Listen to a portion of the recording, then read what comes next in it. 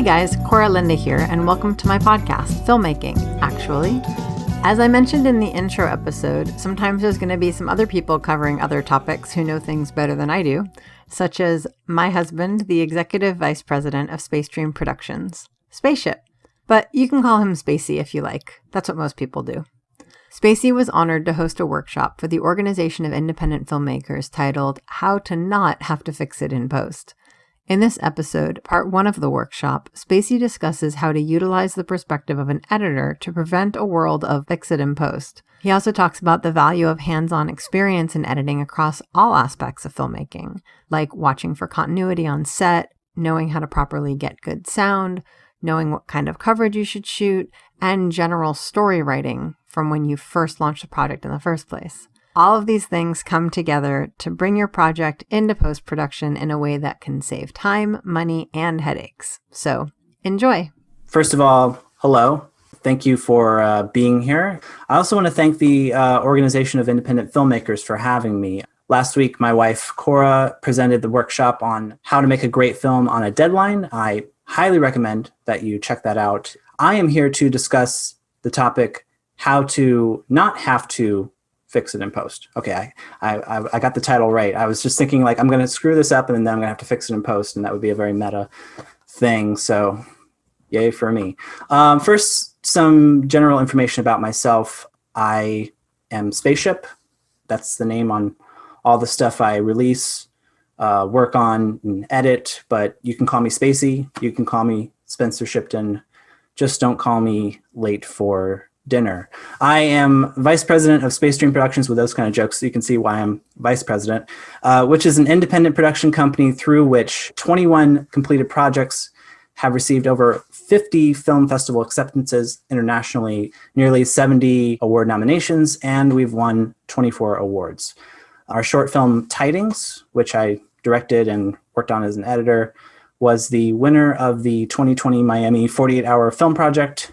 Koura's film Names on the Wall, for which I served as an editor and audio supervisor, is available now on Amazon Prime Video, where you can check it out. You can check it out right now, but not right now, but after the workshop. Just watch this and then go watch Names on the Wall. It's great. I also have a background in music, which I think informs my work in filmmaking and editing. I am an audio curator for the production company Hit Record, which is created and run by Mr. Joseph Gordon-Levitt. I've worked on ad campaigns and video projects for Sony, Samsung, LG, National Park Service, and the American Civil Liberties Union, and also the Emmy Award-winning TV series Hit Record on TV, and the Emmy Award-winning YouTube original series Create Together. So that kind of gives you an idea of what I've done. And so with all that housekeeping and resume flashing out of the way, I wanted to find something for you by paraphrasing a question from Arnold Schwarzenegger in Kindergarten Cop. Who is an editor and what does they do? So an editor is, that's a good question, Arnold, I'll tell you. Okay. The editor is in charge of cutting and assembling the raw footage of a production after it's been shot, as well as dialogue, sound effects, graphics, special effects. It all comes together into a cohesive final product. This includes watching all the film footage and organizing it by scenes and takes, shaping selected footage into a story. This is usually alongside the director. Nowadays, you use video editing software, and you can even do it on your phone. So there's really no excuse. Anybody can make a film if you think about it, but all in order to create a completed project. This can be a feature film, short film, episode of TV, YouTube video, anything you can think of. But for this workshop, I guess we're going to focus on film specifically, whatever that means. But yeah, so thank you again for being here. Now you notice the title of the workshop is How to Not Have to Fix It in Post. So let me present something to you.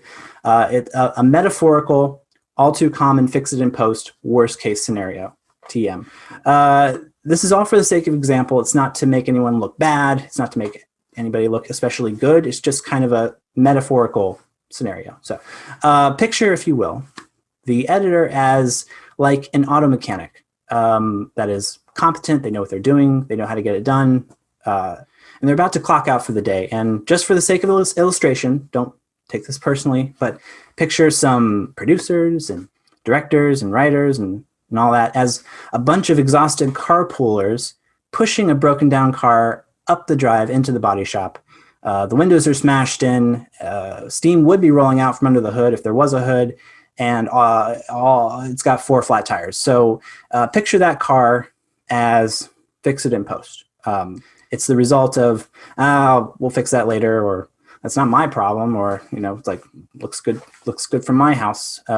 All these excuses come together in a 37 car pileup, and it's given to the mechanic, this fix it in post mobile. Here it is. Worked fine this morning. Can't rewrite it. Can't reshoot it. We just need you to salvage it and make it run like brand new. So, also we have no money. Also, we need it in a month ago. So good luck. So that's kind of the scenario I want to lay out as to at its worst, because it's not always like that. It's just to get the illustration across. Now, how is a car equal to a film? Well, on a basic level, a car that needs fixing and a film that needs fixing, they have at least one thing in common. They're generally considered a total loss when the cost of repairs exceeds its worth. So the role of editor can go far beyond that point of no return when a film is in dire need of service and repair.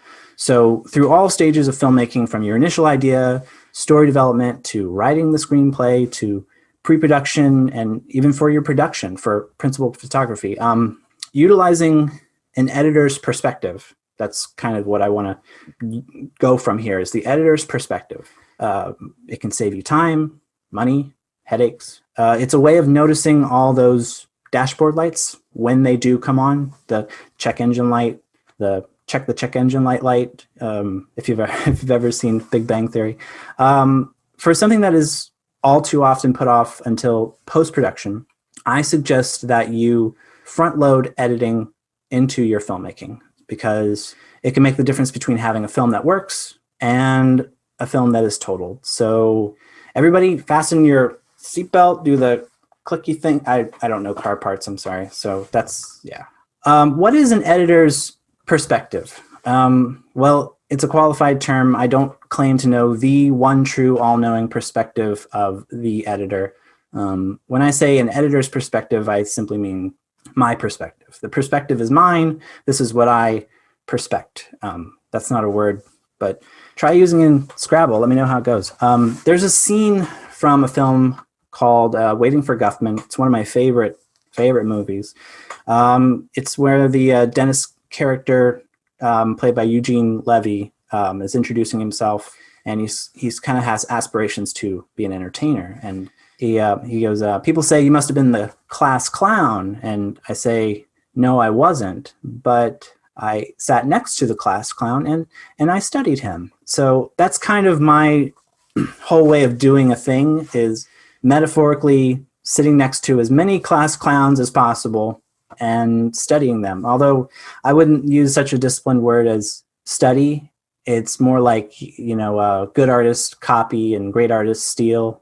I think Steve Jobs said that. I don't know, he may have copied it or stolen it. But and ever since I was very little, I've watched a lot of movies. Just movies were so cool to me. And TV, we would get tapes from the library. I remember as a little kid, I don't remember this, my mom told me, I would run up and down the house, out of the living room into the hallway.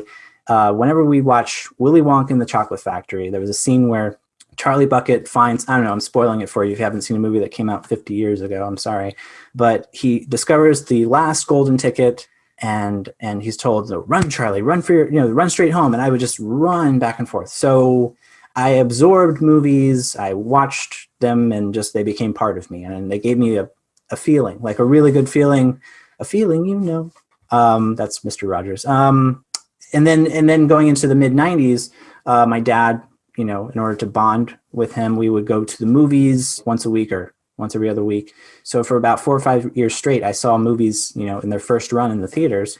And around the same time, my mom was going to university, and she had access to the school library, and they had these really this big VHS collection. So we'd rent VHS movies, and these VHS tapes that changed my life forever, like the Beatles, Hard Day's Night, Help, Yellow Submarine, Monty Python films. There was one that was like a compilation of cartoons it had one called Bambi versus Godzilla.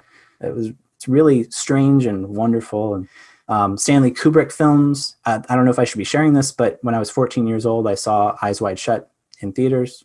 So that probably explains a lot about me. And also around this time, I became less of just like a consumer and more of a creator, because my mom, she bought a camcorder for a vacation, and then I just started making little movies. I started making stop motion movies and trying to edit in camera and just learn. I didn't know I was learning, but I was messing around, so it was fun for me. And around the same time, I was getting obsessed with music and discovering that I had a perfect pitch and I could hear things in ways that other people couldn't. Or I realized these things much later. It didn't seem very special to me that I could do these things. It just was an interest that I had. And so I discovered audio editing software where you could do weird things with audio, reverse it, speed it up, slow it down, make these. And I would make these little movies and these little audio collages that no one would ever see and no one would ever hear, because it was fun. And that's how I spent my free time. And you're probably wondering, why are you telling us all of this? This is stupid. Well, I think what I'm trying to say is that the editor's perspective, there's someone who has, watched a lot of movies or read a lot of books or listened to a lot of music. It's whatever. You absorb things and then you turn around and you are actively making things. You're actually cutting things and trying things for yourself. So it's a lot of, gaining a sense of who you are, what your tastes are, and then putting out into your world. Maybe nobody else hears it, but maybe it's just you or your friends. And you're actively trying to make something, emulate what you love. So, and what's cool is that I never thought I would meet somebody who not only loved movies, but made them. And that was Koura. And I married her. So it's like a fairy tale ending. And it's still going too. So, but I digress. There's a great book about film editing that touches on this idea that I will get into. It's by the famous film editor and sound designer Walter Murch. He worked on Francis Ford Coppola movies. He worked on so many great movies. It's called In the Blink of an Eye, and one chapter stood out in particular to me regarding a concept he calls the Rule of Six. So it's a list of priorities for editing, and the way that he ordered it from lowest to highest importance sort of confirmed and made real something that I already believed, if that makes sense. The idea that editing can be used for so much more than continuity, where it's just you're trying to match shots and somebody picks up the cup and then you do another shot and they're holding the cup in the same position. So matching action, basically. So, but anybody who's seen movies like A Hard Day's Night or Monty Python and the Holy Grail or 2001: A Space Odyssey can tell you that continuity is often overrated. So with continuity, movies can be so much more than just continuity, matching actions. So, but to get back to the Rule of Six, Walter Murch proposes that there are 6 different criteria that make a good cut. And continuity is at the bottom. It's at the very bottom. So the order of importance, according to him, this is his opinion, but I kind of agree with it. Emotion, then story, then rhythm, then something called eye trace, the 2-dimensional plane of the screen, and spatial continuity. So the interesting thing is, if you do any research at all regarding these criteria, you'll find a lot of videos praising maybe 1 or 2, especially like eye trace. And it's, eye trace is sexy. It's kind of the idea that wherever your eye is, you want to make cuts to where your eye isn't, flitting all around the screen. You want it to be, guide the viewer's eye to certain areas of the screen, which is great. I love eye trace. But when you see essays where they're literally titled The Rule of Six, How to Edit Effectively with Walter Murch's Eye Trace, that it kind of gives the impression that that's of primary importance, and it's not. The way that he orders these criteria, emotion is ranked number 1 at 51%. That means that all the other criteria added up are not as important as emotion. So there's a quote: if you have to give up something, it's, talking about priorities. Don't ever give up emotion before story. Don't give up story before rhythm. Don't give up rhythm before eye trace, and so on. He considers emotion the most critical element to consider when editing, to the point where if everything else fails, you still want to cut for emotion. So it's interesting. Like, you would think, oh no, story is the most important, and yeah, story is important. But I think the feeling, this is my take on it, that, the feeling I get from a movie, it can sort of transcend the story itself, So I agree with Walter Murch on that point, but there is one thing that I kind of disagree with him on. And that is, he believes that editors don't belong on set. They need to come to the footage fresh, right? And, knowing, for instance, that a shot maybe took a whole day or 2 days to get, it might bias you toward using it rather than not using it. And I get that. But on the other side of the coin, when you look at the bigger problems, you can see why editors should be involved early on. Fast turnarounds plus a lack of planning more often than not equals total disregard for the editor, because they're essentially the last step in the pipeline. And the funny thing is, if you pass the buck until it can't be passed anymore, it's not even really the editor who is stuck with all the problems, that were not monitored along the way. If it's you, who made this movie, it's your problem. On a purely business side, if you've got the money to pay them and the tools exist to fix it, an editor is happy to line their pockets with your mistakes all day long. So, and if you don't have the money and there's no tools to fix it, then it's not their problem. It comes back to that. It's not their problem. It's your problem. So, and then look at, on the creative side, the time that is spent by an editor fixing problems is time that they're not spending on elevating the emotion, elevating the story, the rhythm, the visuals, all the things that makes an editor most valuable to a project. So if they have to spend their times on problems and not on the film, then it's not their problem, it's yours. So this is what it's not to say you're wrong or they're right. It's just, what I'm proposing is that the editor's perspective should blur all these lines between separate phases of production to save you from those problems. Before a film is edited and assembled, before it's even shot, before it's planned, before it's prepped, before it's even written, we got to go back to where it really starts, the idea. There's a little light bulb. There's a light bulb there, but just imagine it's right above my head, like ding.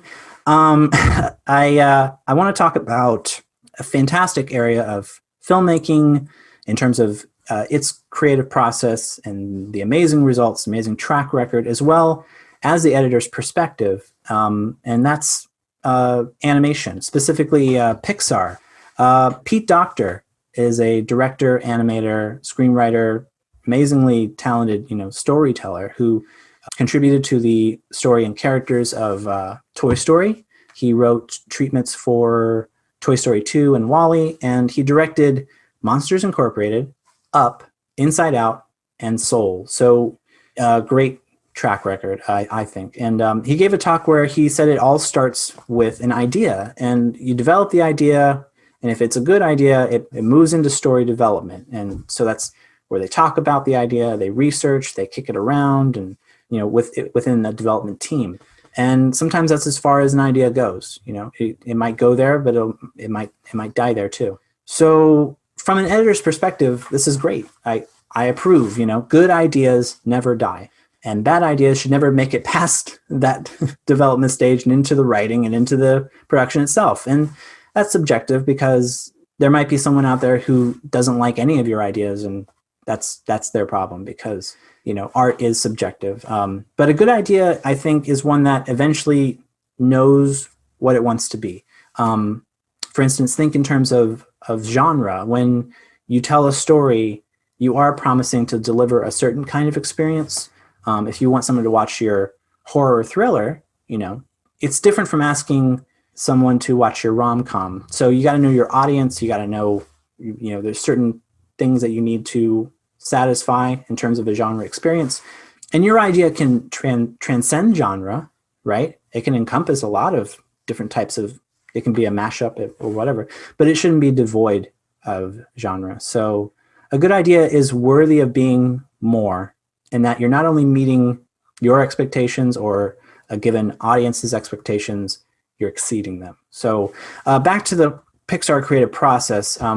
Basically, if an idea shows promise, it moves on then to the writing phase, which for Pete Docter and Pixar, it means treatments, where you flesh out the story idea of your film before writing the entire script, and then scripts, with an S, scripts, multiple scripts, and thousands of drawings. The storyboards. Storyboards are so important, which even though they are drawings, Docter considers it all part of the writing.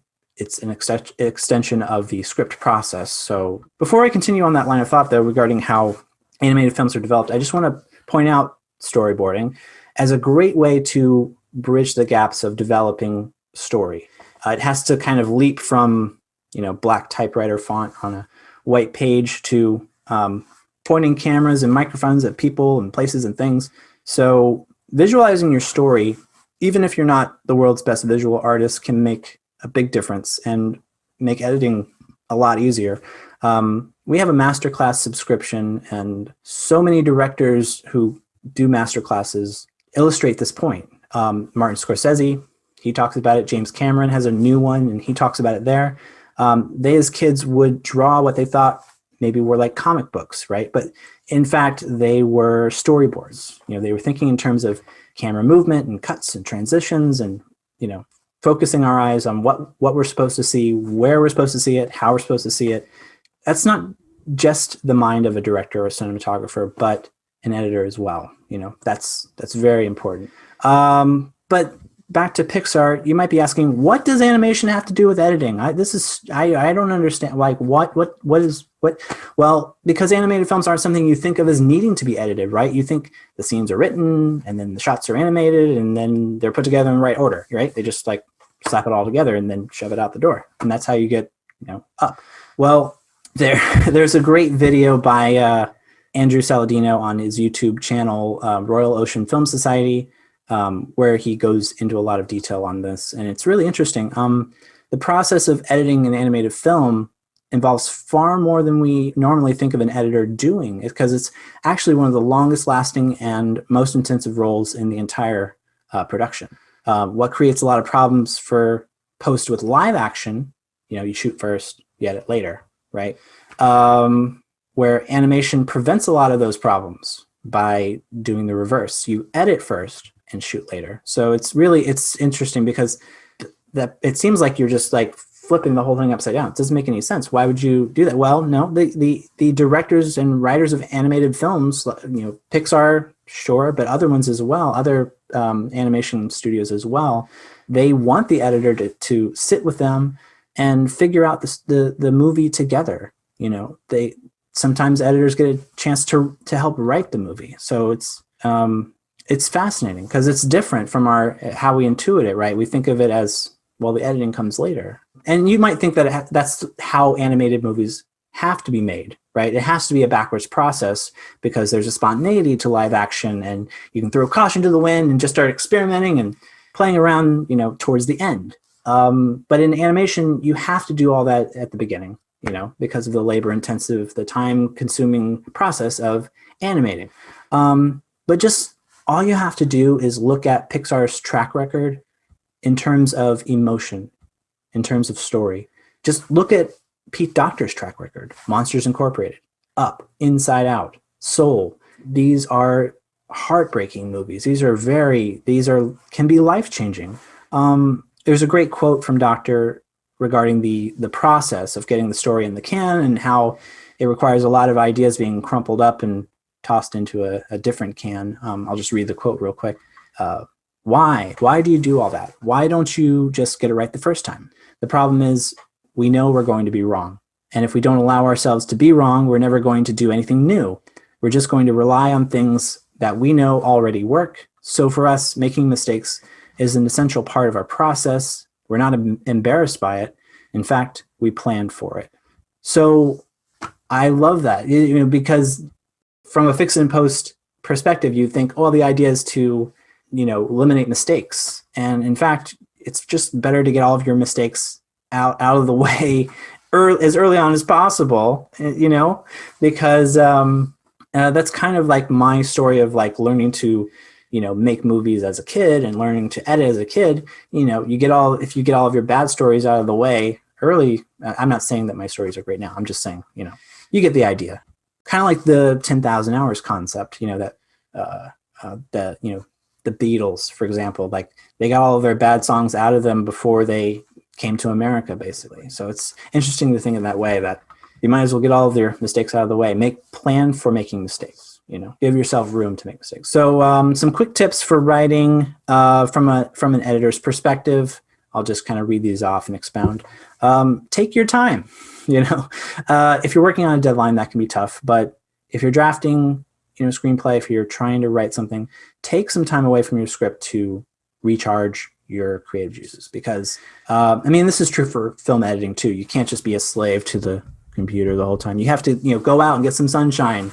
You have to be your synapses need to fire properly, get a good amount of sleep, and but sometimes that can't happen, and it happens. Trust me, it happens. But make sure you don't spend too much time away, because there is a difference between resting and procrastinating. Don't cling to your first draft. It's very easy to become attached to the first draft or drafts, multiple drafts. Clinging to that original vision you have so much that it can be like giving up your firstborn child in order to change it. Like, no, I want it this way.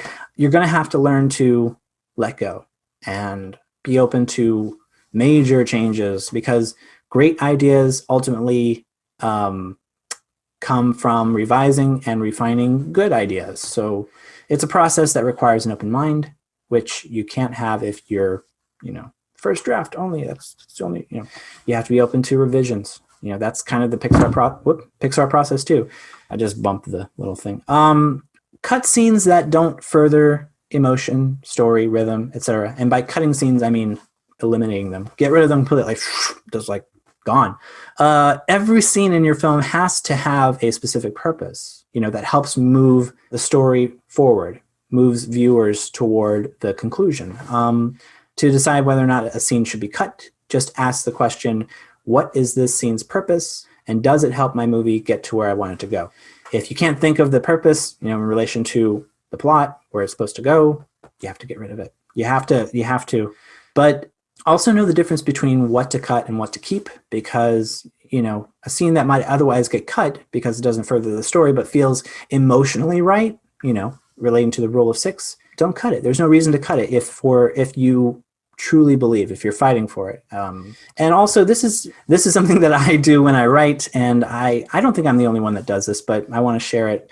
When you're writing, why not think in terms of what it's going to become, in terms of cuts, transitions, from shot to shot. Now, some people might think, well, that's the director's job, or that's where the director can create on it. And that's fine, that's fine, because the script is kind of what you go by. But as a writer, if you believe strongly that it needs to flow a certain way, why not write it that way?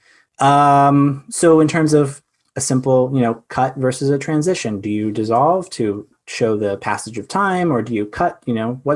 Sometimes you can think in those terms of dissolves and fades.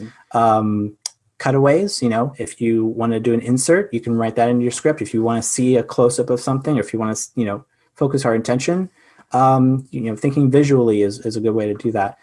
Cross-cutting. This is great. Obviously cross-cutting is something where if you're on the phone with someone, then I'll be over here and they'll be on the phone here, or we'll be cutting back and forth between two different places, and we're like, hello, and they're like, hi.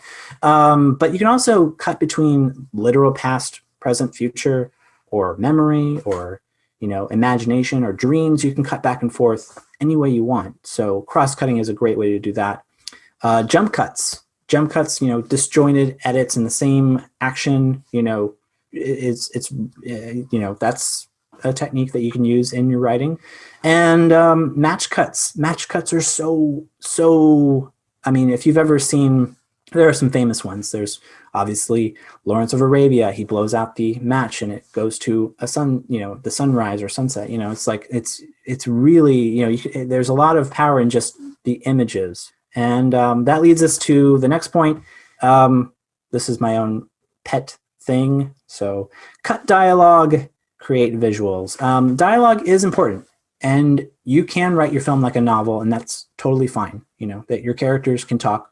And I love movies that have lots of talking. Inception is a movie that has a lot of dialogue, a lot of exposition, and it's done in a way where it's offset by amazing visuals, amazing, mind-bending story turns and things like that. But just be careful of relying too much on words to convey the film's narrative, because an editor can tell you that any piece of dialogue that can be replaced visually probably should be.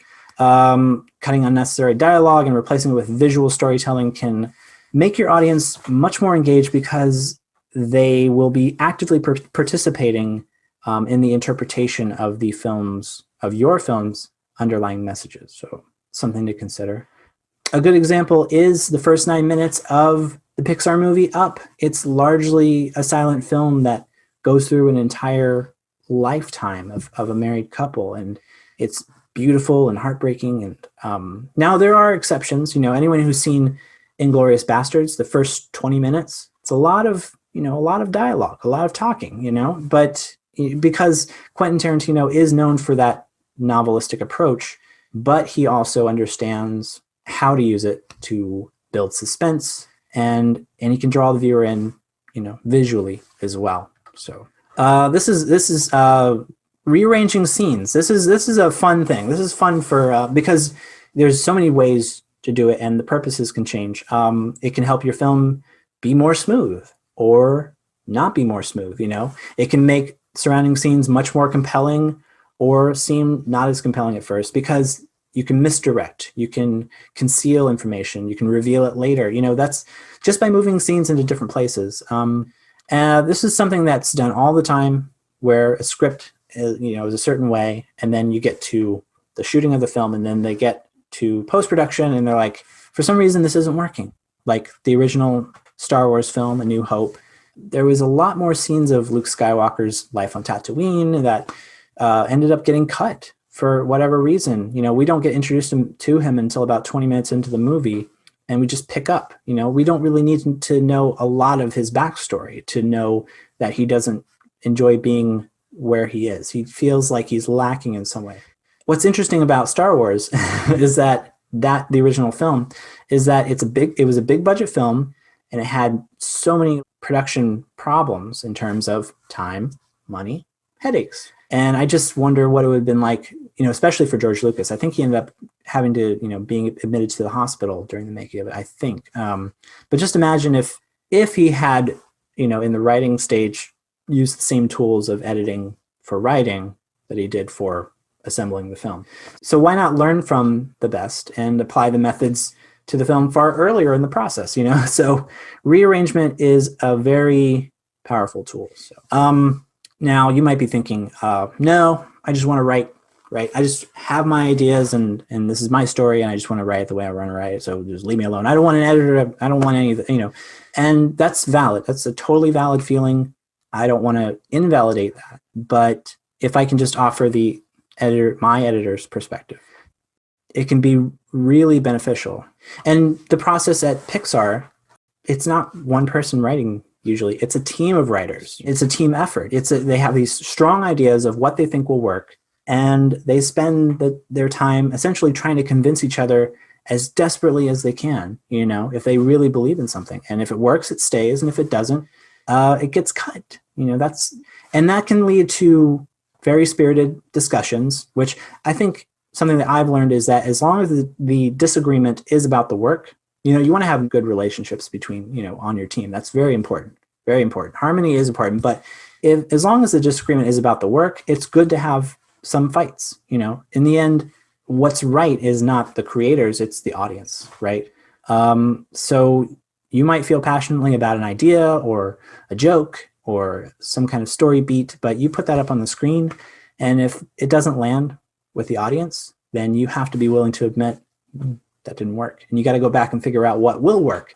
But if you're writing for an audience of one, yourself, then you don't have to worry about what an audience thinks. So that sounds a little facetious or mean, but at the same time, you don't have to worry about that stuff if you don't care about your audience. That sounds kind of mean. I'm sorry, but moving on. I wonder if at this point, if anyone has any questions or anything, or if I should just keep going and then plow right through this, because I feel like I'm making pretty good time. So if there's no questions at all, I'll just keep going. Okay, I will keep going. And you feel free, if you do have a question, you can interrupt. I'm not precious about my ideas. Maybe I am just a little bit, but you can kindly unmute yourself and say that you have a question. So, I'll keep going. Oh, wonderful. All right. That was part 1 of Spacey's workshop. A big thank you to the Organization of Independent Filmmakers and to everyone who participated. Stay tuned for part 2. Bye. Wait, are you going to do this is Spacey speaking, yada, yada, yada? Okay. Are we leaving that part? No, you can take that out. That's going in the podcast. No. You've been listening to Filmmaking Actually with Koura Linda, Space Dream Productions podcast. Subscribe to us on any or all the podcast platforms, but we especially recommend our sponsor, Anchor. If you like what you hear, leave us 5-star ratings and positive reviews on iTunes and Stitcher. It helps more listeners like you discover the show. But the best thing you can do if you really like the show is tell a friend. Want to leave a comment or ask a question? Email at filmmakingactually@gmail.com. This is Spacey speaking, and remember, you can call me Spacey, you can call me Spencer Shipton, just don't call me late for dinner. And we'll see you next time.